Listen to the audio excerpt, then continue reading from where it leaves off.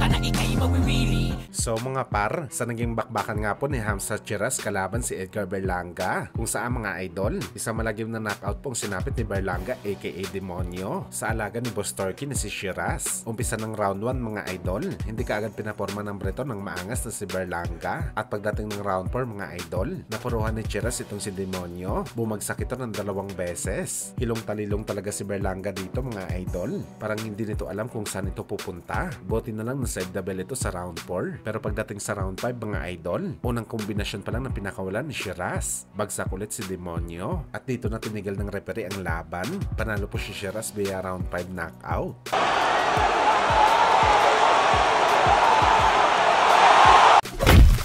Samantala matapos nga po natin sinabi mga idol, ang naging banta ng trainer ni Mario Barrios na si Bob Santos, na handa daw sila mga idol sa kung ano man ang ipapakita ng arsenal ni Pacman sa bakbakan nila. Mapalayuan man daw na bakbakan o pukpukan sa ibabaw ng boxing ring, walang problema daw ang Team Barrios dito. Kayang-kaya daw nila makipagsabayan kay Pacman, kaya't ubusan pa daw mga idol ng lakas. Sasabayan daw talaga nila ang Pinoy legend. Bagamat sa ngayon mga idol, tila nag-iba ng ihip ng hangin, ayaw na hintayin ni Mario Barrios kung ano man ang bagsik na ipapakita sa kanya ni Manny Pacquiao. Siya na daw ang susugod sa Pinoy at dikdikin ito sa laban hanggang sa maubusan daw ng hangin si Manny Pacquiao. Gagawin ito ni Mario Barrios mga idol dahil sobra-sobra na daw mga boss ang naririnig nito sa social media, kung saan minamaliit ang kanyang kakayahan bilang isang kampiyon ng 147 pounds. Puro na lang daw si Pacman ang bida at tila wala na sa picture si Barrios na kung totoosin siya dapat ang bida. Wala mas matinding banta nga to mga idol kaysa sa una. Mukhang mag-uubusan talaga ng lakas si Pacman at Barrios pagtunog pa lang ng bell ng laban.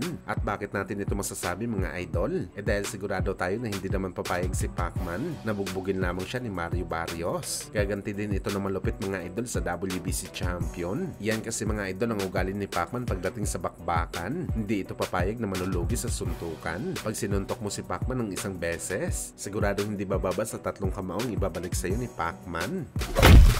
Sa kabilang banda naman mga idol, dahil nga po sa sinabi ni General Casimero na ayaw na talaga nito bumalik sa MP Promotion, kahit ano pa daw ang mangyari, marami sa mga Pinoy boxing fans ang nagsasabi na kung hindi daw babalik si Ala sa MP Promotion para magkaroon ng opportunity sa mga big fights, tuluyan lang daw mga idol, magiging gatekeeper o yung tinatawag na fighter na pinapatalo lamang sa mga aspiring boxer na nagsisimula palang gumawa ng pangalan sa boxing sports. Wala daw ibang babagsakan si Casimero mga idol kundi ito lamang, sa dahilan na wala naman itong promoter na malakas para magbigay sa kanya ng mga bigatin na laban o di kaya sa isang title fight sa parehong super bantamweight o kapag lumaban ito sa featherweight division.